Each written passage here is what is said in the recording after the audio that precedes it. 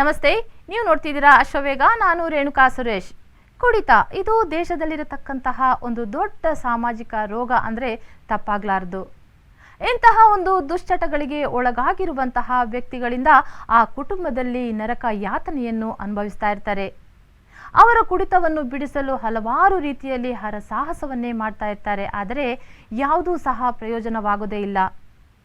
ಅಂಥವರು ನಾನು ಇಲ್ಲಿ ತಿಳಿಸಿಕೊಡುವಂತಹ ಮನೆಮದ್ದುಗಳನ್ನು ಒಮ್ಮೆ ಪ್ರಯೋಗ ಮಾಡಿ ನೋಡಿ. ಇದಕ್ಕಿರುವ ಮನೆಮದ್ದುಗಳಾದರೂ ಯಾವುದು ಎಂದು ನೋಡೋದಾದರೆ, ಮೊದಲನೇದಾಗಿ 100 ಗ್ರಾಂ ಬಜೆ, 100 ಗ್ರಾಂ ಸೋಂಪು, 100 ಗ್ರಾಂ ಏಲಕ್ಕಿ, ಈ ಮೂರನ್ನು ಸಮ ಪ್ರಮಾಣದಲ್ಲಿ ತೆಗೆದುಕೊಂಡು ಅದನ್ನು ಪೌಡರ್ ಮಾಡಿ 1 ಗ್ಲಾಸ್ ನೀರಿನ ಜೊತೆಗೆ 1 ಚಮಚ ಈ ಪೌಡರ್ ಹಾಕಿ 1 ಗ್ಲಾಸ್ ಇರೋದು ಅರ್ಧ ಗ್ಲಾಸ್ ಆಗುವವರೆಗೂ ಕುದಿಸಿ ಬೆಳಿಗ್ಗೆ ಖಾಲಿ ಹೊಟ್ಟೆಯಲ್ಲಿ ಇದನ್ನು ಕುಡಿಯಲು ಕೊಡಬೇಕು.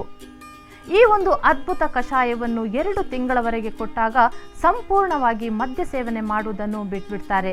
ಹಾಗೆಯೇ ಇನ್ನು ಎರಡನೆಯ ಮನೆಮದ್ದು ಏನಂತಪ್ಪ ಅಂದರೆ ಹರಳೆಲೆಯ ರಸ.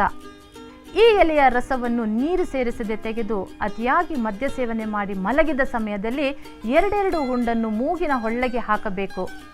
ನಂತರ ಒಂದು ಅರ್ಧ ಗಂಟೆ ಬಿಟ್ಟು ಅವರಿಗೆ ಇದರಿಂದ ವಾಂತಿ ಸಹ ಆಗುತ್ತೆ. ಈ ಒಂದು ಮನೆಮದ್ದನ್ನು ನೀವು ಮಾಡಿದ್ದೇ ಆದಲ್ಲಿ ಜೀವನದಲ್ಲಿ ಯಾವತ್ತೂ ಅವರು ಕುಡಿಯೋದಿಲ್ಲ. ಹಾಗೆಯೇ ಬೀಡಿ, ತಂಬಾಕು, ಸಿಗರೆಟ್ನಂತಹ ದುಶ್ಚಟಗಳಿಗೆ ಒಳಗಾದವರಿಗೂ ಕೂಡ ಇಂತಹ ಒಂದು ಮನೆಮದ್ದನ್ನು ಮಾಡುವುದರಿಂದ ಬೇಗನೆ ಒಂದು ಒಳ್ಳೆಯ ಫಲಿತಾಂಶವನ್ನು ನೋಡಬಹುದಾಗಿದೆ.